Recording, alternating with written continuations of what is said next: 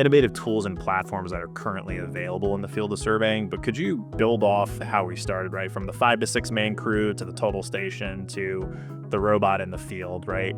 That brief history, and then build on and say, like, what's next and what's coming for the industry.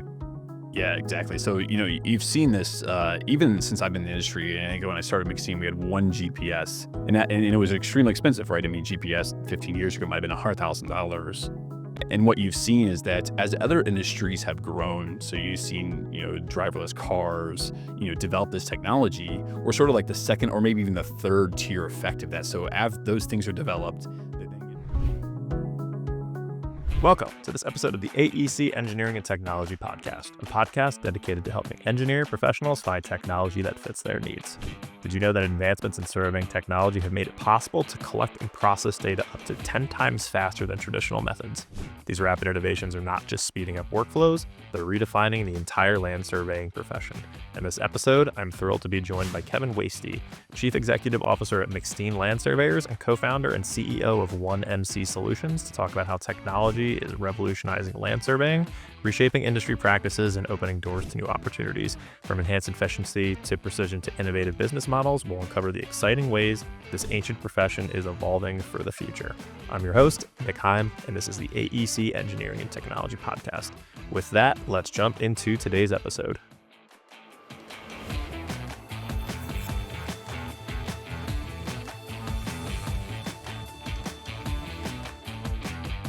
It's now time for our conversation of the week with Kevin Woeste. Kevin, thank you so much for taking the time to join the show, and welcome. Yeah, thank you. Excited to be here. Absolutely. So Kevin's background is in a couple of different things, but most recently surveying. And I think Kevin is actually our first guest that is in the surveying world. So this is going to be a really good episode to everyone. So yeah, let's get it kicked off. So Kevin, can you tell us a little bit more about yourself and share how your career journey from preparing financial models in the energy industry to becoming a licensed surveying entrepreneur shaped your approach to surveying and business leadership? Yeah, so it's an interesting journey. How does someone go from, I was working on a trading floor about 10 years ago or 15 years ago or so into surveying. So it really goes back to my college days. I was interested when I went to school. I went to the University of Toledo for my undergrad in finance and really found a love for stocks and investing. Still have that passion. Still love to follow the stock market. Really wanted to get into trading, and I went to get my MBA from the University of Dayton, and found a real love in their trading program they had, and that sort of took me then into a career into energy trading. So I was lived in the UK for a while, I was doing a risk analyst and an LNG optimization role, doing financial arbitration for a big LNG portfolio. I moved back into Houston for a few years, and was really working in these massive corporations, right? These are huge oil companies, 30,000 employees or so, and it was hitting a lot of red tape, and wanted to sort of do something, have some ownership of my own role and my own trajectory in life, and sort of looked at that and saying, for the next 10 years, these are the next handful of roles that I could be into this corporation. And so that's when my wife and I decided, hey, let's see if we can go out and buy or start our own business or buy our own business. And it just so happened to be my wife and her family is a second generation. Her parents were a second generation running a land surveying business. So I had not heard of surveying at the time, but really came back and we moved back to Ohio and just fell in love with surveying. Went back and went to the University of Akron and got my surveying and mapping degree, and then went on to get my license. And now I'm licensed in Ohio, Indiana, and Kentucky. And really just found a love for surveying. So I bring a very different approach to surveying than most people do. I didn't grow up in the industry. So I've got to see a lot of different aspects from it, different cultures, different work experiences. And that's really allowed me to have a little bit of a unique perspective on surveying and a little bit more forward thinking than I feel like most other surveyors have that I talk to. And I'd agree, Kevin. I think most people you meet in the AEC industry, went the traditional route, college, 4-year degree, or or trade, apprenticeship, whatever the case may be, but not too much exposure to the outside world. So that is really interesting. I don't think I've heard too many stories like yours where you started in a completely different industry and then ended up kind of with all of us, right? Yeah, exactly. And I love it. It's something I wake up every morning thinking about and dream about. It's a really great industry, and so I'm really excited to be part of it. And Kevin, I know, so the surveying company, which I know we're going to talk about in this episode, is not the only venture you've got going on, right? So you've got McSteen, which you're the CEO of, and you've also now founded One MC Solutions, right? So how do you balance the demands of the two organizations, drive innovation in both, and then for anyone who doesn't know, right, what's the difference between the two companies? Yeah, so just a little bit about both organizations. So McSteen's a full service land surveying business. We've been in the family, so it's a third generation family owned business. Since my wife, myself, and my sister in law are the owners of McSteen. And really, we provide land surveying services across multiple states, full service, do everything from mortgage surveys to boundaries, lot splits, consolidations to Alta surveys. We do some draw inspections as well. And in that organization, like I said, it's been in the family for over 50 years, which is a pretty cool story. And we've been excited to grow that organization up. I think when we joined, it was about 30 people or so. And I think we're right around the 70 or 75 people mark or person mark. So it's been really cool to be a part of that. And really it is part of that as we were working in McSteen and growing McSteen, I found this love for this technology aspect of it and really wanted to find ways to help ourselves in the industry grow. And that sort of led to One MC. So One MC is a completely separate company. I mean, it has nothing to do with McSteen at all. But really the idea is that how do we create innovation and how do we empower surveyors to help grow their business?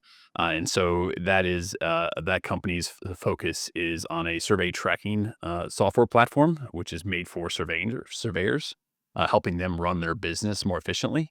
It also involves a online training program, which is really exciting. So to help other surveyors grow their surveying arm and surveying business, and really bringing new surveyors into the industry, which has been really incredible.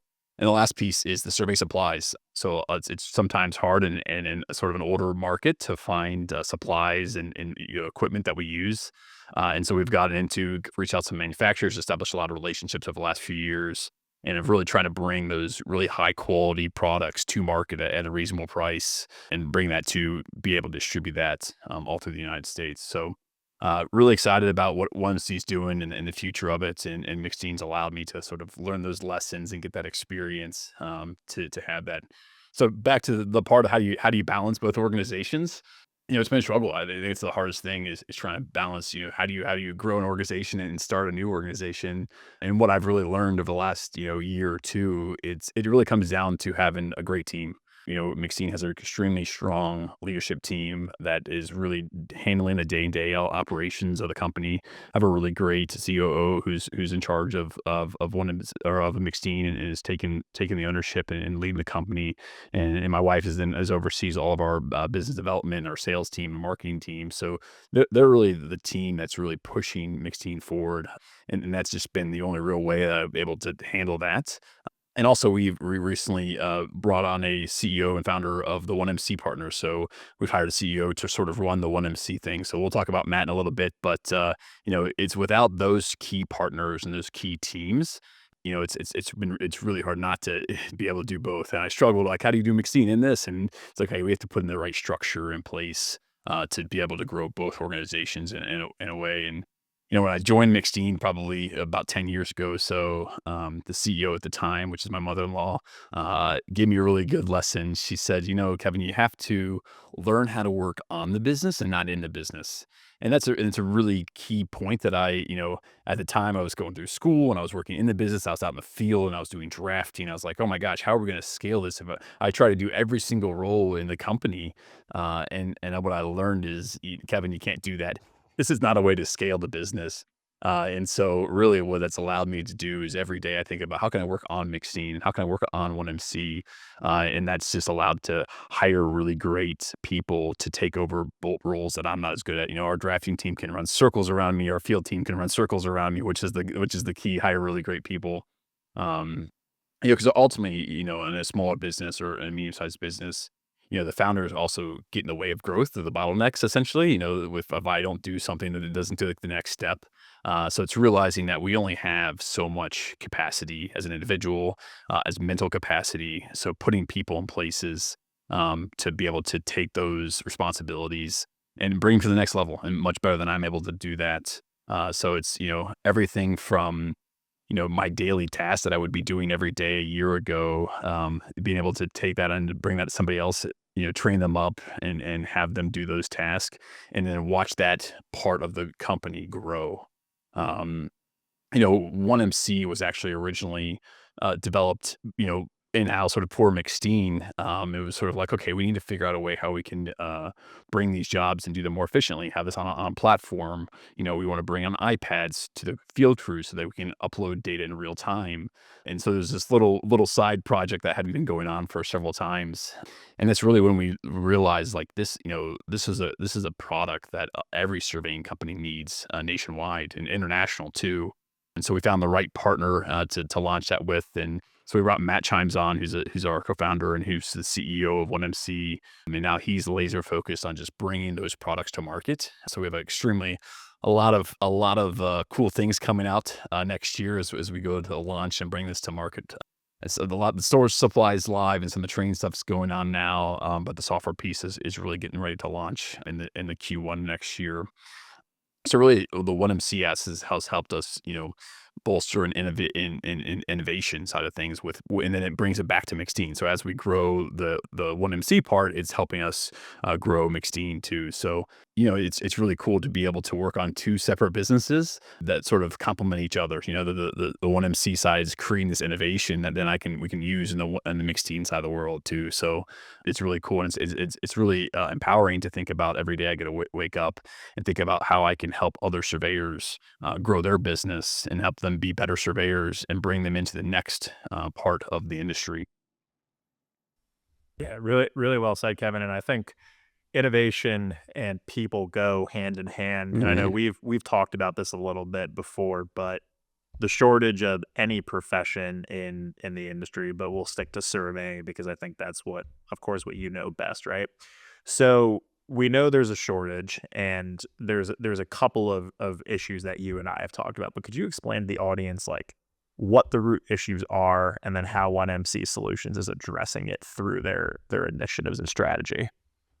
Yeah, in a broad branch, there's just a nationwide shortage of talent. People that's between the declining age force, shrinking pool of labor, large organizations like the Amazons of the world hiring hundreds of thousands of people, and that just seems to be going on at every industry I talk to. Whether you're talking about plumber, electrician, to engineering, in surveying, it's I feel like it's even actually higherly. You can see that result even more.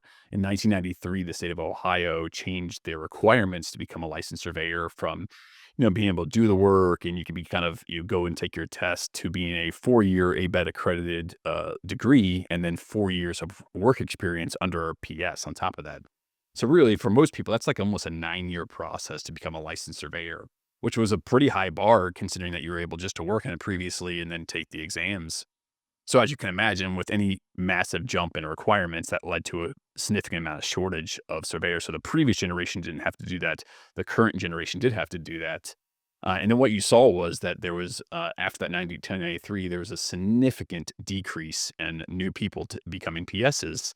And really, the salaries, because you had all these people that were grandfathered in, didn't have that requirement to entry market. So the salary of a licensed surveyor, so you go to school, you get your experience, and you come out after 9 years, and you're making less than you could have a lot of other industries. And so you saw this industry kind of die for the last 20 years, really. And it wasn't till really like 2015, 2016, where you started to see some of those licensed surveyors who were grandfathered in, who didn't have the education requirements, start to retire or no longer around, that you saw this uptick a little bit. And so the salary started to grow a little bit.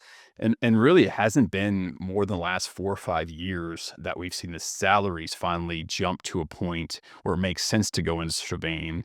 And that you've seen that the registrations in the University of Akron, which was really the only school that was left after all these people, there was 5 or 6 or 7 different schools that you get your license at. And as people dropped out of the industry, a lot of the programs closed. And so Akron was the only school left in the mid 2000s or so that were able to offer it. So not only were you, limited by, you had to live in the Akron area or drive to Akron to get your degree, and then you were coming out not making very much money.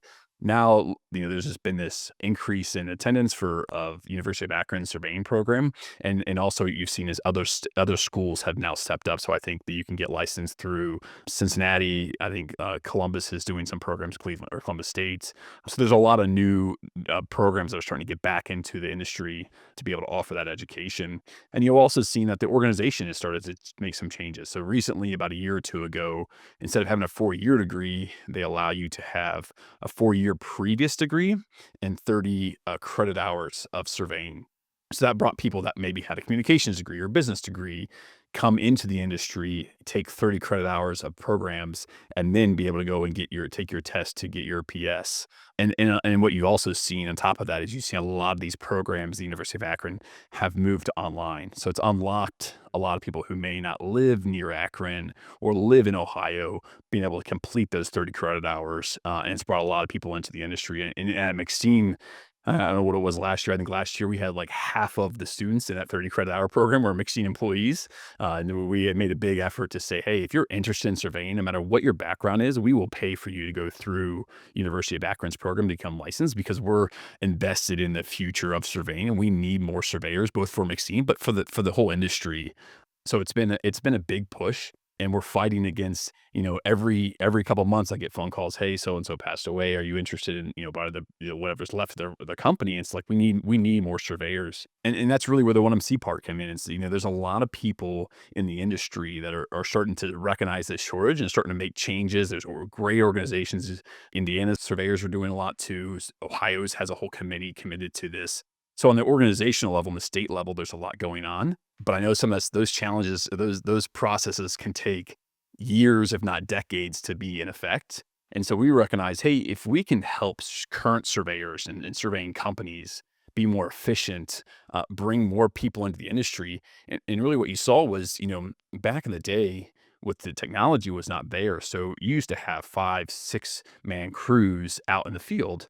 And then they got these total stations. Then it went down to a 3-man crew. You had a rod man, and a person on the total station, and a crew chief. And then you got robots. And so that technology then went to a 1-man crew. Well, that kind of eliminated the pool of potential people to come in. So you could no longer hire an off-the-street person who's never heard of surveying and now bring them into the surveying industry. The entry to the barrier to entry was so high, So what you saw was there's a really, really high pay gap for experienced people, but there was no way to get into the industry at all. And so we saw that gap and said, hey, let's develop a training program that will bring people from off the street, never heard of surveying, have a really good attitude, who will come to work every day and want to work hard and are aligned with the interest of surveying. And let's train them with the company to bring them up to be able to operate their own crew. So that was the training piece. And the software piece was, hey, most surveyors are want to go out and survey and want to go out and be on the field. And what happens when you're licensed surveyors, you end up in the office because you're quoting, you're reviewing, you're running emails, you're taking phone calls. And that's where the software piece came. So it's like, hey, can we create a platform that allows surveyors to survey and allows this platform to kind of hold all the information, organize all the data, be able for them to schedule their field crews, to be able for them to quote on the field, out on the fly, take phone calls, have all this stuff in one platform and deliver surveys faster and more efficient. And same thing with supplies. This is a decade old or multiple decade old industry. So can we bring new products into the industry that are affordable? So if we can make their products more affordable, we can bring new people into the industry, and we can help their process be more efficient. We can hopefully make those small surveying companies nationwide, or middle-sized or large surveying companies, more efficient, which will then help bridge that gap before some of these bigger organizations make structural changes to sort of, help bring new people into the industry. So that's really our goal is how do we empower surveyors to be, to make surveying the greatest industry again. I think it's the second oldest industry in the world, and we want to make it sort of the best industry again. And so our mission is to create tools to help empower every surveyor in their companies grow and be more efficient.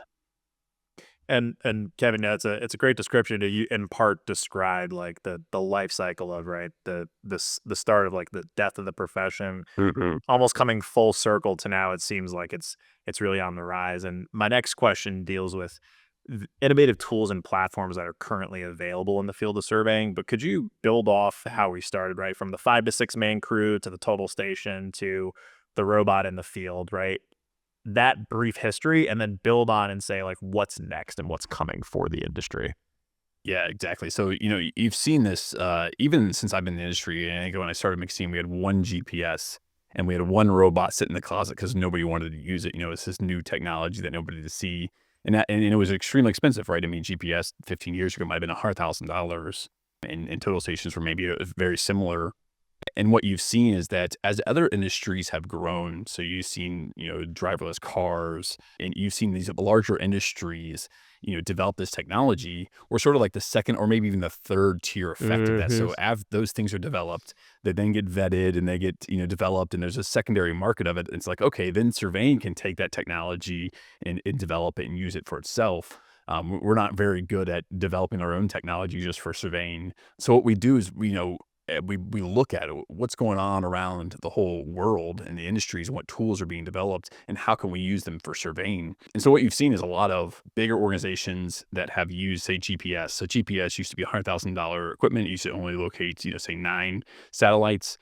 Now you can get something that's doing 30 satellites and it's going to cost you $2,000. So this has Mm-hmm. been this massive, dive into, and a lot of that is because, every driverless car out there needs a high grade GPS. So that's enabled us to find, cheaper chipsets for GPSs, companies being and disruptive. Same thing with the total station. It used to be this, theodolite, and then this EDM, and then now there's total stations, and now there's robotic total stations. And then what you've seen is that this whole laser scanner is being integrated with the total station. So the idea of collecting data at a reasonable price. I mean, laser scanners used to be hundreds of thousands of dollars, and now you can probably find one for $40,000 or $50,000 that's doing similar style work. And really the biggest thing. So the what's next is the question, right? So those are current tools right now. We have drones, we have laser scanner, total stations, and we have high grade GPSs. The next part of it is this whole SLAM, digital twins, data collection, photogrammetry, era of collecting data, Mm-hmm. and really that's where we see that the industry is starting to go. So you've seen things like XGrid, which we would talk a little bit about, or Pix4D Catch. These are new companies that are coming to market with relatively cheap data collections, ways to collect data at a high accuracy. And it's using a lot of new technologies and some of the old technologies. Photogrammetry has been around for a very long time. And what we've seen is that the cost to collect high quality data has dropped exponentially, and almost to the point now where you literally use your iPhone to go out and survey survey a property for the data collection part of it, at least. And that's where sort of the barrier to entry to purchasing those high dollar costs have been eliminated.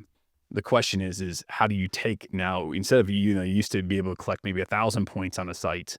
Now you're scanning the site and you have tens of millions or a Yep. billion data points. And how can you collect that?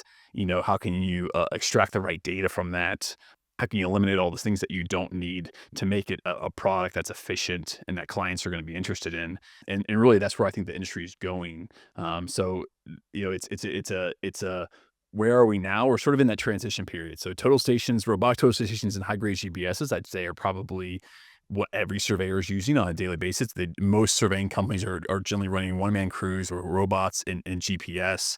The next step, I believe, in the industry is going to be using some type of a scanning SLAM photogrammetry Mm-hmm. device, and then which would speed up the field process even faster. So instead of us taking, a full day to manually locate every single point in the site, maybe you're just walking the site in 15, 20 minutes, collecting all that data that's high accuracy. But on the back side of that, instead of it's now on the drafting side, right? And so instead of having 1,000 points you have to trace out, now you have 10 million points that you have to figure out how to process and draft on top of.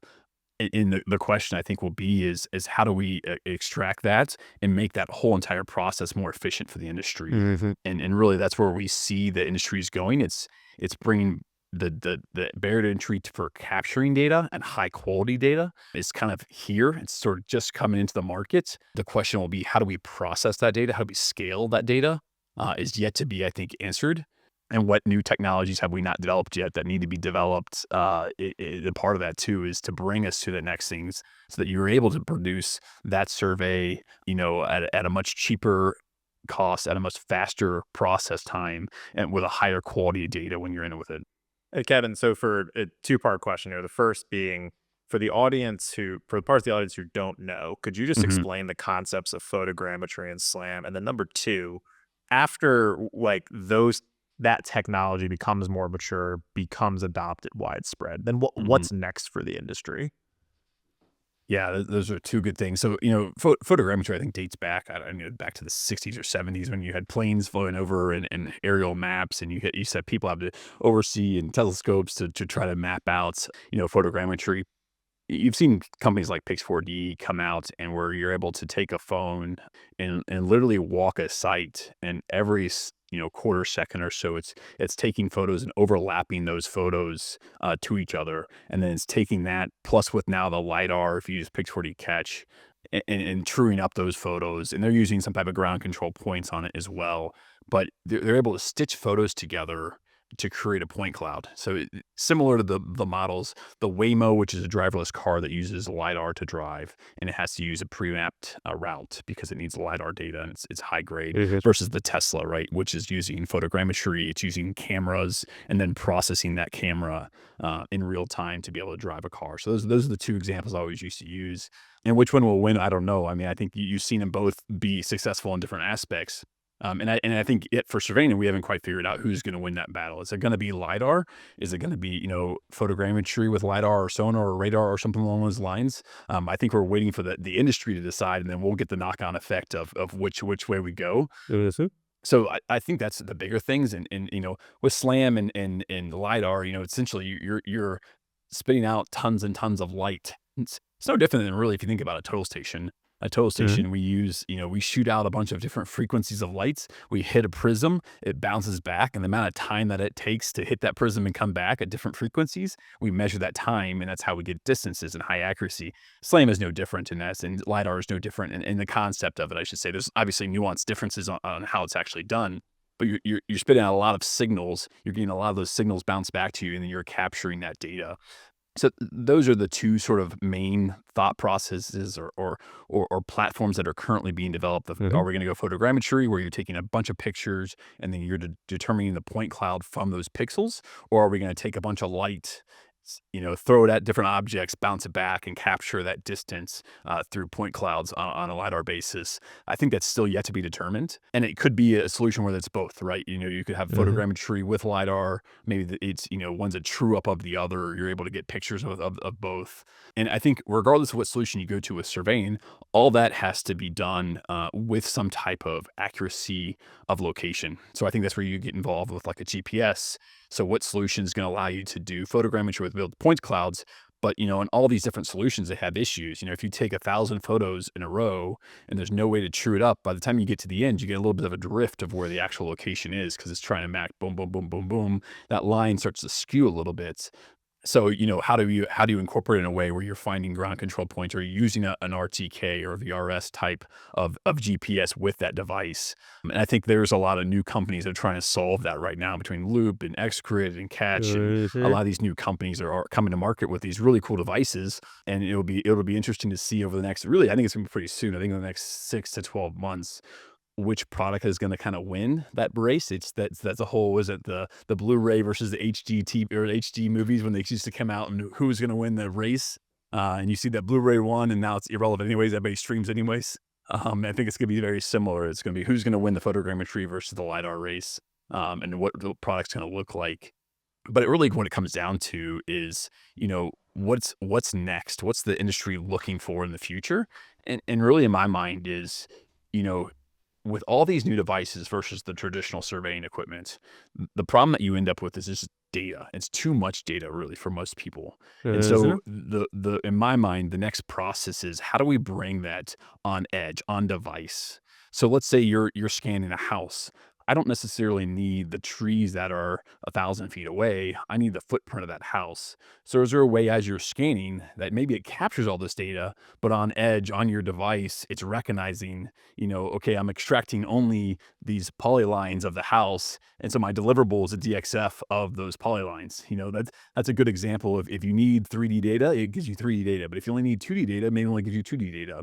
And so you're not having to capture process, and then export all this data into what your deliverables are, I think you'll see that all those models, these AI trained models, what you're looking for and recognize will be brought down and trained and be brought down onto the device. And so you'll be able to program, okay, I'm out here to capture a garage. And in this garage, I only want to capture this information.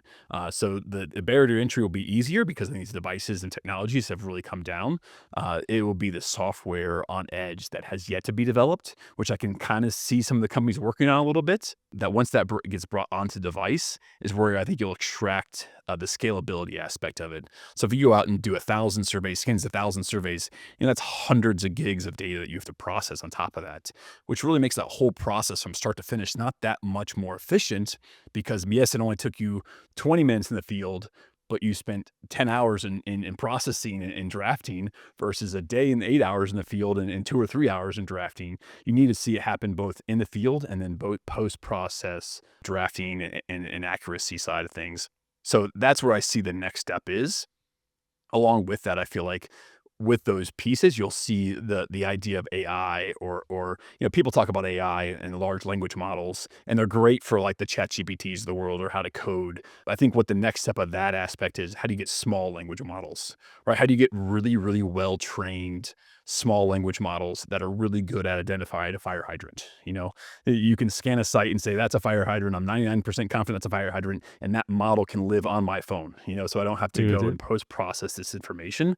That's something that hasn't quite been developed yet. I think a lot of the big guys, a lot of the open AIs and the Facebooks of the world are starting to develop those small language models that are niche towards, one application or really good at one application. And once those are kind of developed at a higher level, I think you'll see that trickle down into the engineering and surveying industry. We'll be able to, utilize those things in our workflow. It'll also be interesting too, as we've, getting more satellites in space. We've seen, I don't know what the launch cadence is now of SpaceX and the amount of satellites they're sending to space, but the cost of putting a satellite in space is exponentially less today than it was 5 years ago. And what does that look like in 5 years from now?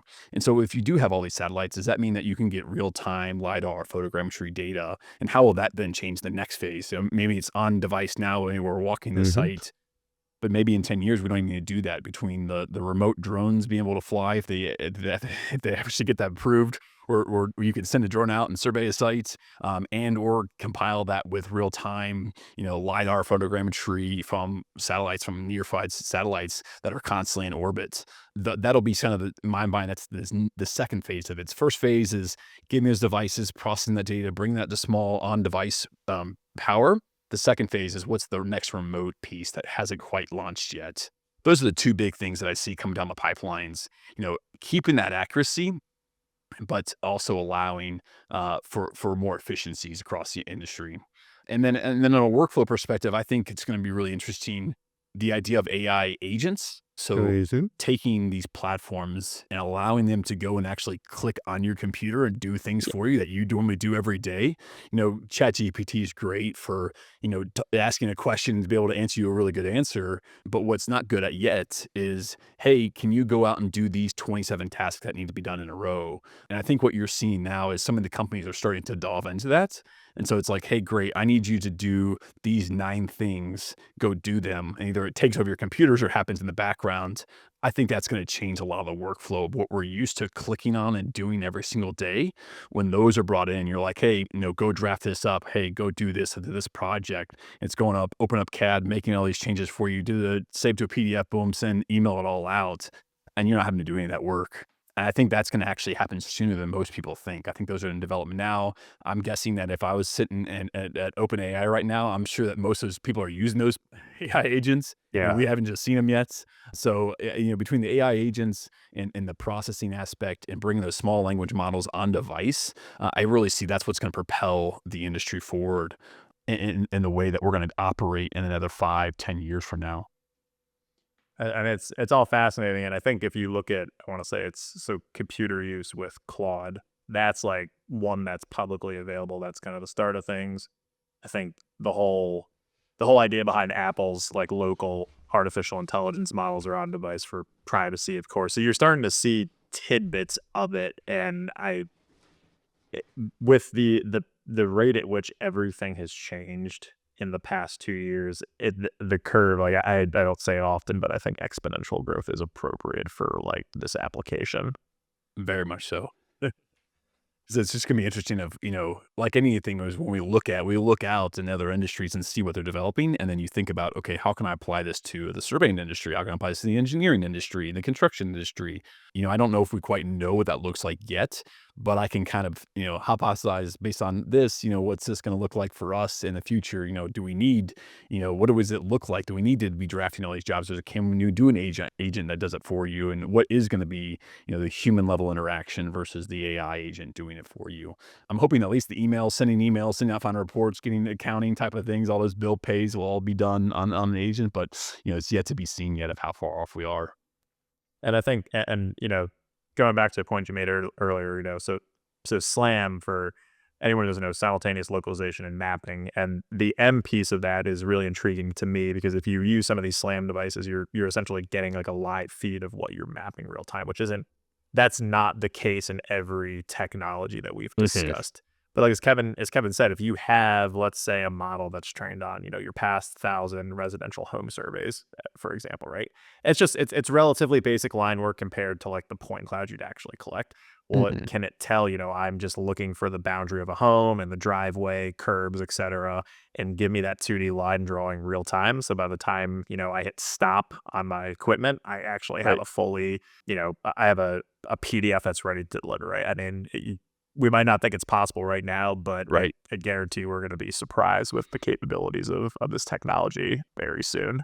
I think it's probably the most underrated thing that I don't hear a lot of people talking about, to be true. And it's what I used to say. It's the page 10 of the newspaper on its way just to the front page of the newspaper. Like it's nobody's really talking about. There might be one person screaming about it in the background, and I think another year or two from now, it's going to be front page, and everybody's going to be talking about it. Like, oh, we never saw this coming, and I can't believe this is here.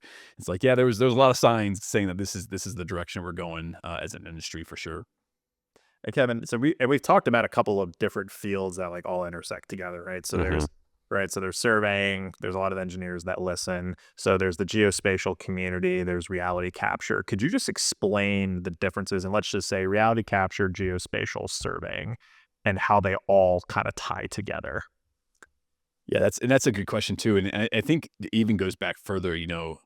Surveyors were very proud of surveying, and so in thinking like the '90s or so, there was this GIS debate, right? I don't know if you remember the GIS movement, and I don't know all the details if I haven't researched it enough, but I remember I've heard that there was this conversation of do the surveyors take over GIS or does GIS go out on its own? And what you saw was that GIS went on its own, so you can get your own GIS degree and it's your own GIS departments. I think that might have been a mistake. I think really surveyors should have captured that information.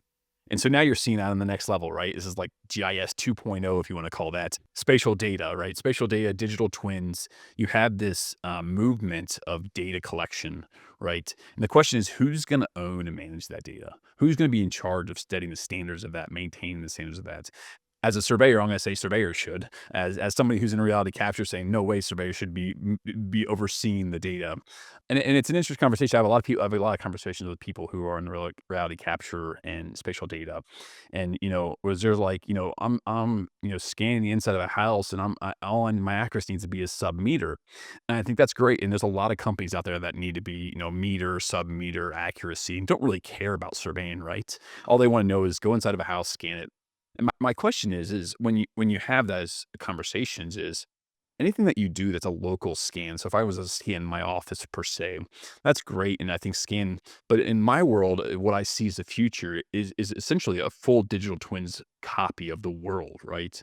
And so when you're scanning something that's maybe inside of a house or one room, and it's lower grade, maybe it's a meter grade accuracy. So it doesn't have to be very accurate at all. The question is, how does that relate to the overall picture of the world, right?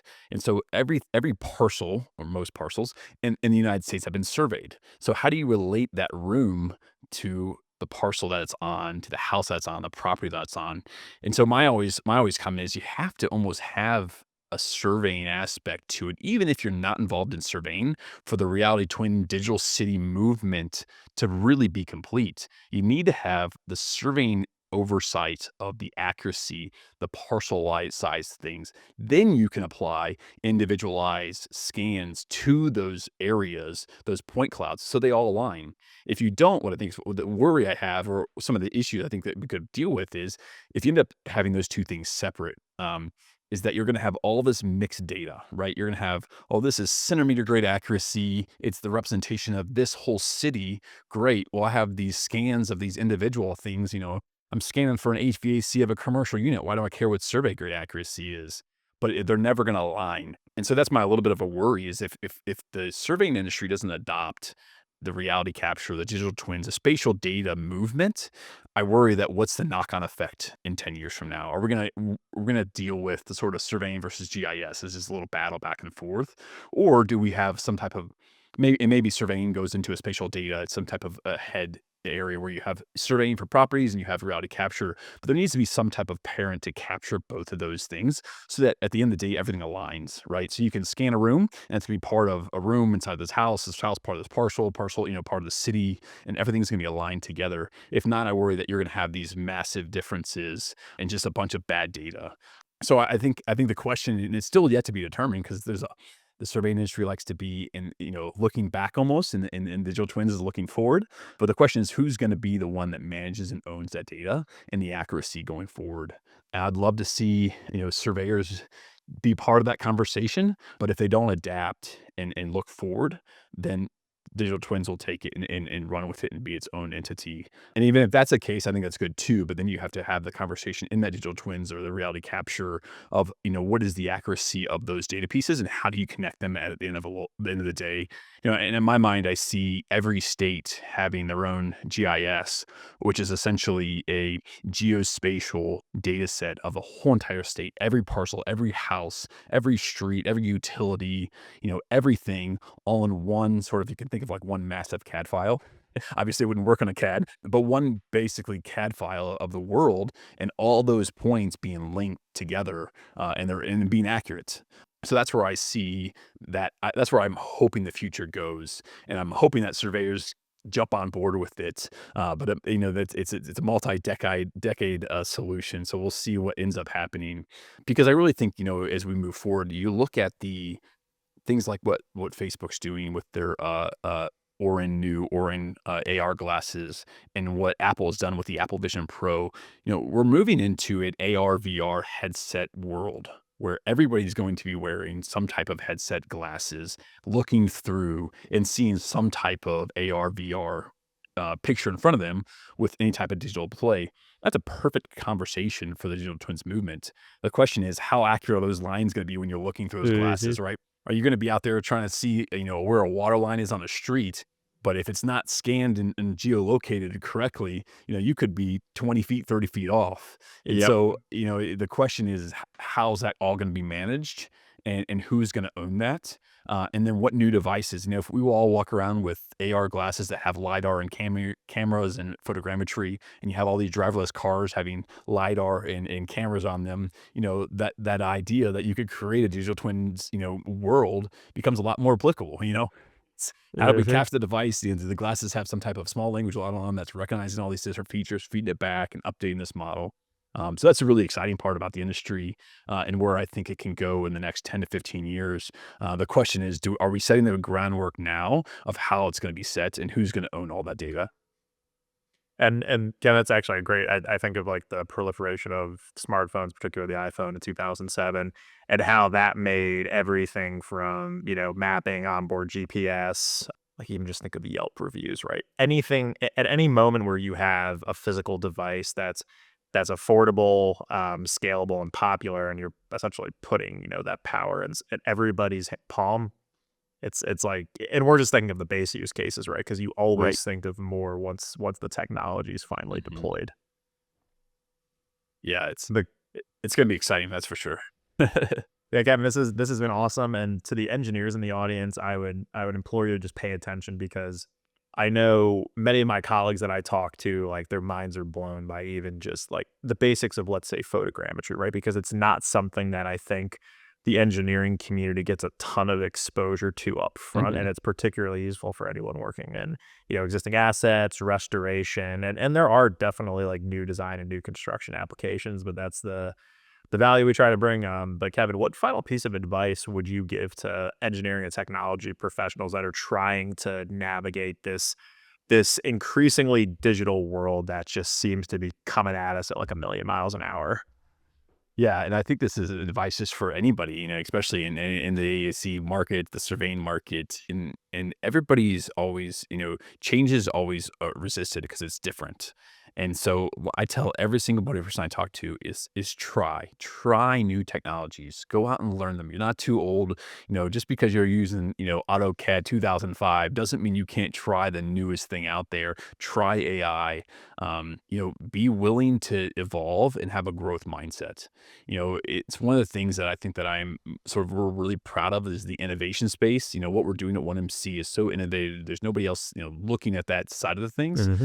So test, try, look out, look at other industries, think about how other industries are doing something that could be included into your workflow, and start trying out some of those things, reaching out to, most of the devices that we test, or we're generally one of the first people in the United States to get it, or one of the few surveying companies that have ever tested it before, and just reaching out and say, hey, this is really interesting. Could it work for surveying? And like, well, it was actually built for something else, but yeah, you can try it.